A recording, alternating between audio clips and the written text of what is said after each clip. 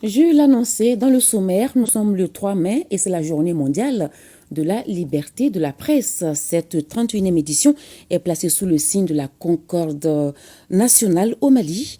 La journée a été célébrée avec optimisme et espoir pour une presse indépendante et sécurisée. La célébration de cette journée est une occasion de mettre en lumière le rôle significatif que joue la presse, l'accès et la diffusion de l'information, et puis les défis comme le professionnalisme ou encore la concurrence déloyale. Aridou Matina.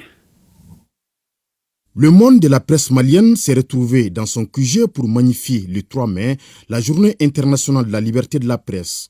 Depuis quelques décennies est célébrée à travers le monde, cette journée proclamée par l'Assemblée générale des Nations unies en 1993, suivant la recommandation adoptée lors de la 26e session de la conférence générale de l'UNESCO en 1991. Ce fut également une réponse à l'appel des journalistes africains qui, en 1991, ont proclamé la déclaration de Windhoek sur le pluralisme et l'indépendance des médias. Pour cette 31e édition, l'accent est mis sur le défi climatique auquel fait face l'humanité. La planète est au bord du précipice climatique. 2023 a été l'année la plus chaude jamais enregistrée, alors que l'humanité fait face à ces périls existentiels.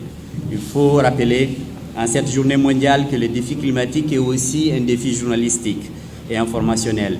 Consciente de ces faits, l'UNESCO au Mali appuie depuis au moins 2 ans le renforcement des capacités des journalistes sur la thématique des changements climatiques. La célébration du 3 mai est ainsi une occasion pour les hommes des médias de mener des réflexions sur les questions relatives à la liberté de la presse et à l'éthique professionnelle. L'année qui s'est écoulée a été une année particulièrement difficile pour la presse malienne. Un autre plan sur lequel les autorités nationales sont fortement interpellé est celui de l'environnement des médias. Il s'agit d'un nombre indéterminé de médias sur les réseaux sociaux dont certains acteurs se font appeler journalistes qui touchent à tout en violation des règles d'éthique et de déontologie. Que dit cette déclaration de Windhoek? Il est important d'en rappeler certains passages.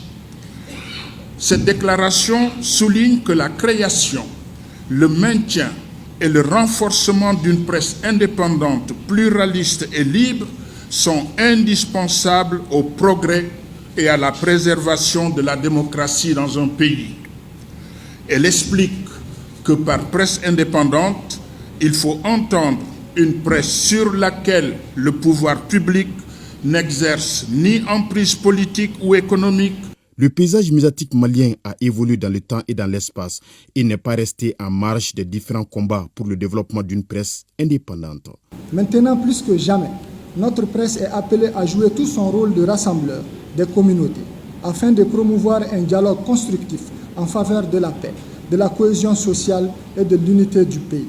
Des attestations et des trophées ont été décernés lors de la cérémonie à certains hommes des médias, entre autres Amadou Koudjo, Sidi Elmedi Albaka, Féou Moudjaradit Diamant, Oumar Mariko et Martin Faya en guise de reconnaissance pour leur engagement et contribution au rayonnement de la presse malienne.